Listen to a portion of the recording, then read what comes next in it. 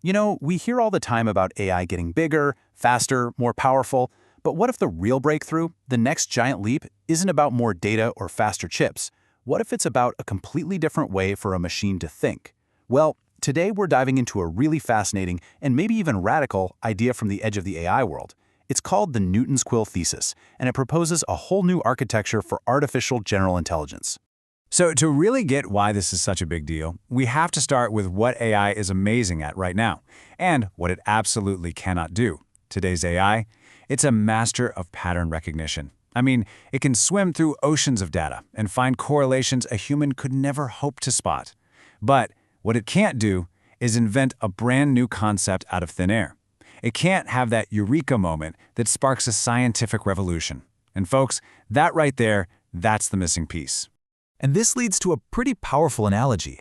You could almost say that all of our AI today, as mind-blowing as it is stuck in a kind of pre-Newtonian state.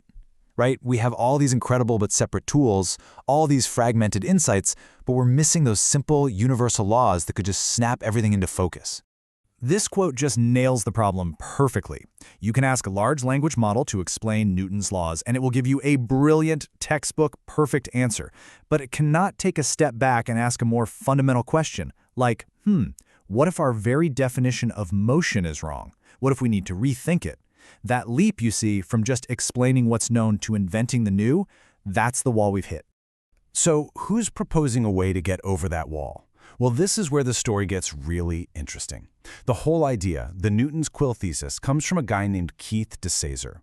Now, he's not some researcher at a giant tech company or a prestigious university. He's an independent researcher, an educator, an activist. And his focus on building ethical, community-driven AI is actually a really important part of this whole story. And this is so key because it fits this incredible pattern we see throughout the history of science. So often, the truly transformative ideas come from the outside. I mean, look at Gregor Mendel, the father of genetics. He figured it all out working in a monastery. Michael Faraday, who revolutionized our understanding of electricity, had very little formal education. And Newton himself, he laid the groundwork for his masterpieces while working alone during the plague. Sometimes you have to be outside the box to redraw the box completely. Okay, so what is the thesis exactly? Here's the core idea.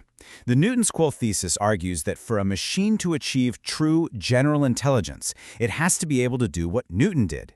It needs to look at a universe of messy, chaotic observations, apples falling, planets moving, all of it, and have the ability to compress all that complexity into a few simple, powerful, and formal laws that explain everything.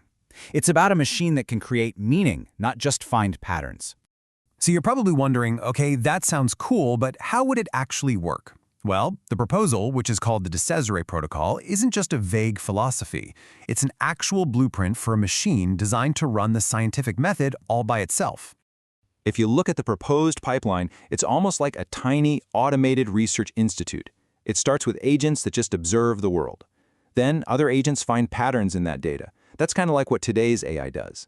But then comes this radically different architectural layer, a definition builder agent that takes those fuzzy patterns and gives them formal, concrete names and meanings. From there, other agents can build theories, test them, and revise them. It's a complete, closed loop of scientific discovery.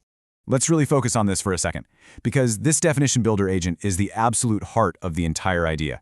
This is the new piece. It's the component that acts as a bridge between the fuzzy, statistical world of pattern matching and the clean, crisp, logical world of symbolic reasoning. It literally creates a formal scientific vocabulary for the machine, letting it go from just seeing a correlation to actually defining a concept like gravity or momentum for itself. Now, to really understand why that's so profound, we have to kind of zoom out and look at the shape of knowledge itself. The whole protocol is actually built on this really cool mathematical intuition called ontology curvature. Think about physics before Newton. It was a total mess. You had one set of rules for things in the heavens and a completely different set for things on Earth. You had epicycles to explain planetary motion, different kinds of causes. It was a chaotic patchwork of ideas. This is a state of what you'd call high ontology curvature, lots of complicated, disconnected concepts, all trying and failing to explain reality. There's a lot of conceptual tension. And then Newton comes along. Boom! All of that chaos, all that tension, It just collapses into a few beautiful, elegant, universal laws. Suddenly, F equals ma doesn't just work for an apple falling on Earth, it works for the moon and the planets too. This is what's called a curvature collapse, a dramatic, simplifying event that unifies a huge amount of knowledge. So the De Cesare Protocol is designed to be an engine for exactly that process. It's designed for ontology curvature minimization. It's an AI that would constantly be trying to reduce the conceptual tension in its own model of the world, basically by trying to find simpler, more powerful, and more unified explanations for everything it sees. You're talking about an AI with a built-in drive to spark its own scientific revolutions. Of course, once you start talking about creating a machine that can perform autonomous scientific discovery, you're raising some really profound questions. This is way beyond just a technical challenge. The human stakes here are absolutely massive. And we have to be honest about the risks. They're very real. The same kind of intelligence that could discover new physics could easily be used to design autonomous weapons. It could power a surveillance state on a scale we can't even imagine. Or it could make opaque, black box decisions that affect millions of lives with zero accountability. These are the dystopian fears that keep AI safety experts up at night. But on the other side of that coin, the promise is just as staggering. I mean, imagine an AI that could accelerate climate modeling to help us tackle global warming, or discover cures for diseases by seeing patterns in biology that are invisible to us. And maybe most importantly, an architecture like this, one that's built on explicit definitions and logic, promises to deliver something today's AI just can't: transparent, auditable reasoning. We could actually ask it why it made a decision. And really, that's a point we just can't stress enough. In a world where AI is going to be making more and more critical decisions, knowing how and why it reached a conclusion isn't just some nice technical feature. It is a moral and even a democratic necessity. An AI that can explain its reasoning in clear, conceptual terms is an AI that we as a society can actually hold accountable. And so that's where we're left. The Newton's Quill thesis presents this compelling, though still unproven, path towards a much deeper, more profound kind of artificial intelligence. It's a really intriguing hypothesis, and it is definitely one worth watching.